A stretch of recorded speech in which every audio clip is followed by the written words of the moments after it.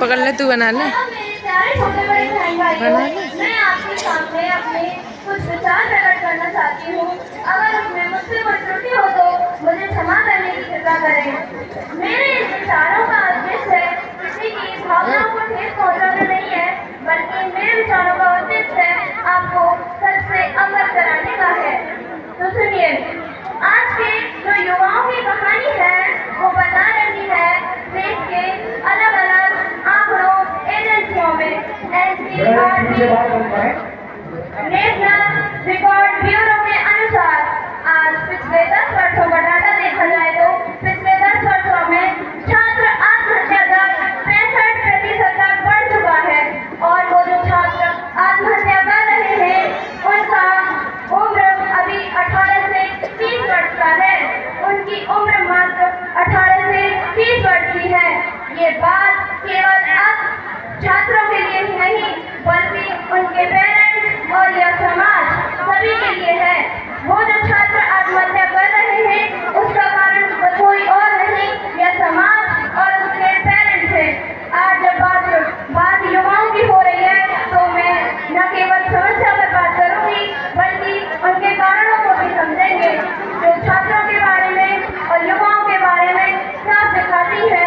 आज national mental health survey report के अनुसार अगर देखा जाए तो भारत में आज हर 7वां युवा किसी न किसी साइकोलॉजिकल इलनेस का शिकार है, यानी हर 7 में से एक किसी न किसी मानसिक रोगी का शिकार है।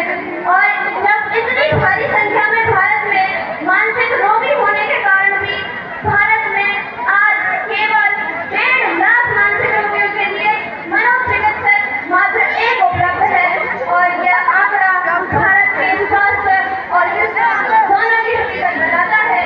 क्या यह बात कोई यह सिस्टम कोई परलोक का आया हुआ दानव या राक्षस की यह करतूत है, या इसी देश, इसी जमीन, इसी धरती पर रह रहे वो बड़े गुनाहगार जो बड़े बड़े करोड़पति?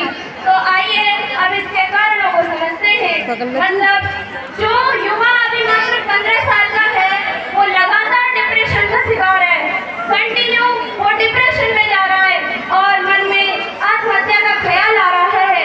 वो युवा जो 15 साल का है वो 15 साल का पैदा तो नहीं हुआ था, वो पैदा हुआ है जब वो छोटा है, मासूम है, बच्चा है, उसका मन लगातार खाली है और हम उसके मन में इस कदर वो विचार डालते हैं, मतलब उसके मन में वो सब डालना शुरू करते हैं जो हकीकत आज के युवाओं की साथ लग रही है।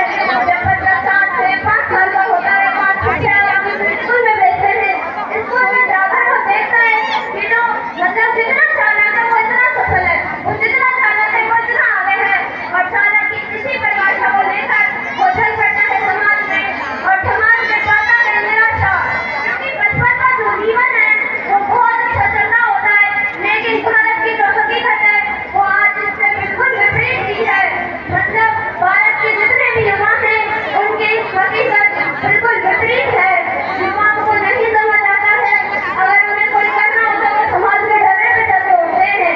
जब 10वीं की टेंशन, 12वीं बोर्ड की परीक्षा और यूपीएससी का वो जाल और IIT नीट का वो जाल और यूपीएससी तक का वो सफर, मतलब यही शिक्षा का अर्थ है।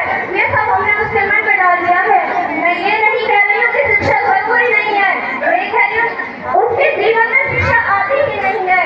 बल्कि शिक्षा का अर्थ ये नहीं होता कि 10वीं की परीक्षा, 12वीं की बोर्ड की टेंशन और यूपीएससी की परीक्षा निकालना, बल्कि शिक्षा की शुरुआत ही इस बात से होती है कि उस बच्चा जब वो छोटा है वो मासूम है तो उसे समझाया जाए कि जीवन क्या है, कैरियर क्या है, जीवन का असली उद्देश्य क्या है, उसे समझाना चाहिए वास्तविक शिक्षा का मतलब क्या है। मैं सच कह रही हूँ, आज सारे युवा उसी कतार में होते जिस कतार में अभी आचार्य प्रशांत और वर्षों पहले विवेकानंद जी की शिक्षा यही सिखा रही थी, जीवन माने क्या, शिक्षा माने क्या, कैरियर माने क्या। लेकिन विवेकानंद को आज सबने सुनना भी बंद कर दिया होगा, किसी किसी को तो नाम भी अभी पता चला होगा।